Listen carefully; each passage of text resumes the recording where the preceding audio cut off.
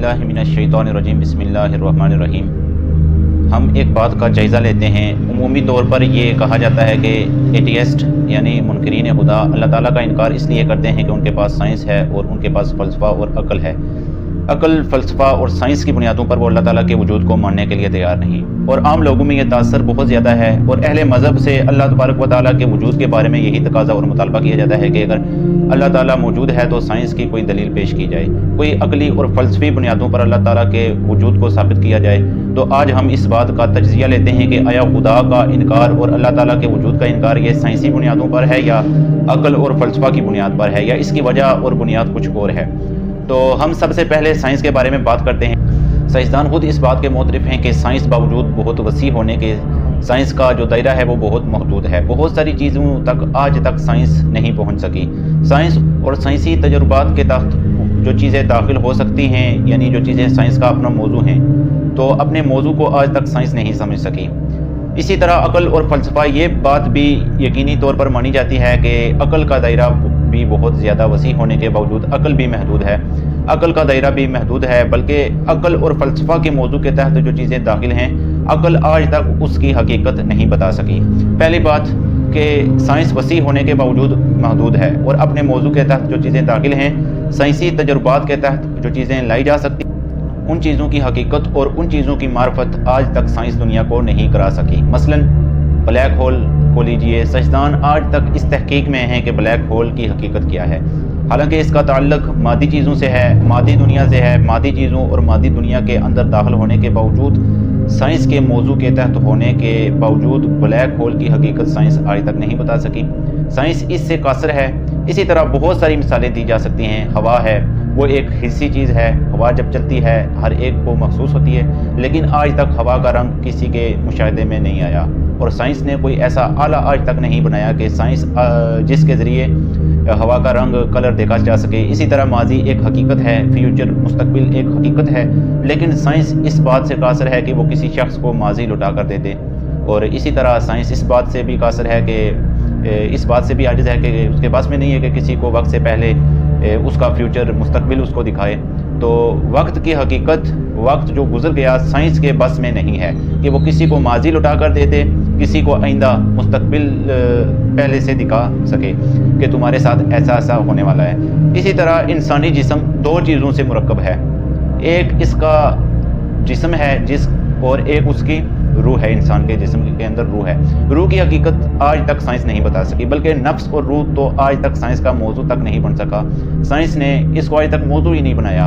हो सकता है मुस्तकबिल में इसको मौजू बना सके, लेकिन रूह निकलने के बाद इंसानी जिस्म मुर्दा हो जाता है। लेकिन रूह की हकीकत और वजूद तक आज तक साइंस नहीं बता सकी और आज तक साइंस कोई ऐसा आला नहीं बना सकी। बाद साइंसदान कहते हैं कि रूह की हकीकत कोई नहीं, बल्कि इंसानी दिमाग के अंदर कुछ केमिकल्स होते हैं। जब वो केमिकल्स ख़त्म हो जाते हैं तो इंसानी हयात, इंसानी ज़िंदगी ख़त्म हो जाती है। तो सवाल ये है कि जिन केमिकल्स के ख़त्म होने की वजह से इंसान की ज़िंदगी चली गई, तो क्या साइंस इस बात पर कादिर है, इस बात की कुदरत रखती है कि इन केमिकल्स को दोबारा लौटाया जा सके, या खारिज से, बाहर से इन केमिकल्स को दाखिल करके इंसानी दिमाग में दाखिल करके इसको फिक्स किया जा सके और इंसान को दोबारा ज़िंदगी दी जा सके। तो मुर्दा होने के बाद आज तक दोबारा साइंस किसी को ज़िंदगी नहीं दे सकी, हालांकि ये साइंस के मौजू के तहत दाखिल है। ऐसे ही अक़ल और फ़लसफ़े का दायरा भी महदूद है, वसी होने के बावजूद महदूद है। यहाँ तक कि अक़ल खुद अपना पता नहीं दे सकती। अगर कोई आम आदमी बोले कि अक़ल मौजूद है, जो अब ये अक़ल मौजूद है, जवाब ये है कि हाँ मौजूद है। इसके बाद अगर सवाल ये किया जाए कि अक़ल मौजूद है तो हर मौजूद चीज़ का कोई रंग होता है, हुजूम होता है। अक़ल का क्या रंग है? काला है, सफ़ेद है, लाल है, नीला है, पीला है, क्या है? अक़ल इसका जवाब नहीं दे सकती। अक़ल लंबी है कि छोटी है, अक़ल खुद इस बारे में बताने से कासर है कि इसका रंग क्या है, इसका कद काट क्या है, ये दुबली है या मोटापा है इसके अंदर। तो जब अक़ल खुद अपने बारे में सवालात का जवाब देने से कासर है, तो जो चीज़ यानी खुदा का वजूद जब अक़ल के दायरे से और मौजू से खारिज है, दाखिल ही नहीं इसमें। इसी तरह जब खुदा का वजूद साइंस का मौजू ही नहीं हो सकता, साइंस के तहत दाखिल ही नहीं हो सकता, साइंसी तजुर्बात कहते हैं अल्लाह ताला का वजूद साबित ही नहीं हो सकता। तो जब साइंस के दायरे से एक खारजी चीज़ है, बाहर की चीज़ है, तो साइंस इसके बारे में कैसे बता सकती है, अक़ल इसके बारे में कैसे बता सकती है। रही बात कि खुदा के वजूद का इनकार क्यों किया जाता है, इसलिए किया जाता है, इसकी बुनियादी वजह यह है कि जो चीज़ अक़ल के दायरे से बाहर है, इसी तरह जो चीज़ साइंस के दायरे और मौजू से बाहर है, हम इस चीज़ को पहचानने और जानने ڈھونڈنے کی کوشش کرتے ہیں عقل کے ذریعے سے، سائنس کے ذریعے سے، یہ ایک مغالطہ ہے جو خود ملکی دین کو ہوتا ہے اور لوگوں کو بھی اس مغالطے کا شکار بناتے ہیں۔ سائنس نئی نئی ایجادات کے ذریعے سے وہ یہ تاثر دیتے ہیں کہ ہمارے پاس ہر چیز کی دلیل موجود ہے، اگر خدا کے وجود پر دلیل ہے تو سائنس میں کیوں نہیں ایسے بتایا یعنی سائنس کے اندر یہ دلیل کیوں نہیں ہے، سائنس کیوں نہیں بتا سکتی، تو عقل کیوں نہیں بتا سکتی خدا موجود ہے، تو یہ ایک مغالطہ ہے۔ اس کی مثال ایسے ہی ہے کہ مثلا کیمسٹری کا کوئی مسئلہ ہے، سمپل سا سادہ سا مسئلہ ہے، آسان سا مسئلہ ہے، جو کہ ابتدائی طالب علم بھی کیمسٹری کے اصولوں کے ذریعے، فارمولوں کے ذریعے حل کر سکتا ہے، لیکن کوئی پروفیسر فزکس کا ہو، فزکس کا ماہر ترین پروفیسر اس کو فزکس کے اصولوں پر حل کرنا چاہے، زندگی ختم ہو جائے گی لیکن حل نہیں کر پائے گا۔ اسی طرح فزکس کا کوئی مسئلہ ہے، آسان سا مسئلہ ہے، لیکن اگر اس فزکس کے مسئلے کو ہم کیمسٹری کے اصولوں اور فارمولوں کے تحت لانا چاہیں اور ان فارمولوں اور اصولوں کے تحت ہم اس کو جاننا چاہیں تو زندگی ختم ہو جائے گی، ہم جان نہیں پائیں گے۔ اس کو ایسے ہی سمجھ لیں، اگر ہم میتھمیٹکس ریاضی کا کوئی آسان سا سوال لے لیں، 2+2 اس کا جواب کیا ہے؟ اگر اس کا جواب ہم حساب کے اصولوں میں دیکھیں گے تو اس کا جواب ہے کہ 2 + 2 4، 2+2 = 4۔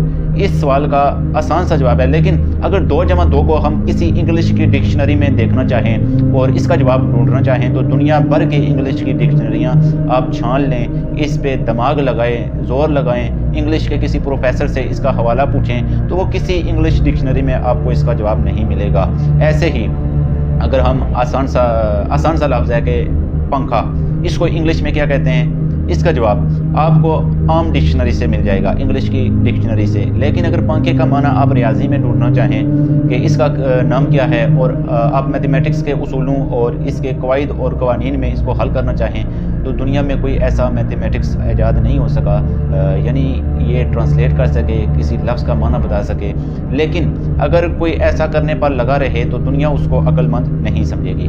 کیونکہ ایک عام آدمی بھی اس کو کہے گا بھائی حساب کا مسئلہ ہے تو حساب میں دیکھ، ریاضی کا مسئلہ ہے ریاضی میں دیکھ، انگلش کے کسی لفظ کا معنی دیکھنا ہے یا اردو کے کسی لفظ کا انگلش میں معنی دیکھنا ہے تو انگلش کی ڈکشنری دیکھو، اردو انگلش ڈکشنری اٹھا لو، جواب مل جائے گا، کیونکہ ہر فن کا اپنا ایک موضوع ہے۔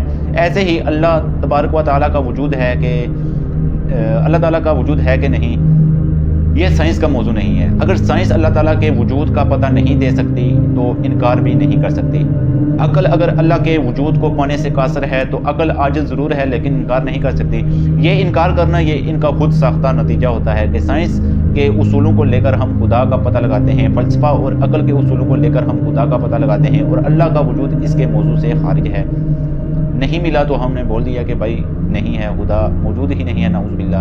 بلکہ خدا کو پہچاننے کا اور خدا کو پانے کا ایک الگ طریقہ ہے اور فن ہے، وہ ہے خبر، کہ اگر صادق مخبر نے، ایک سچے آدمی نے خبر دی کہ اللہ موجود ہے تو خدا موجود ہے، اگر مخبر جھوٹا ہے تو وہ پھر اس کی بات جھوٹی ہوگی، اس کو تسلیم نہیں کیا جائے گا۔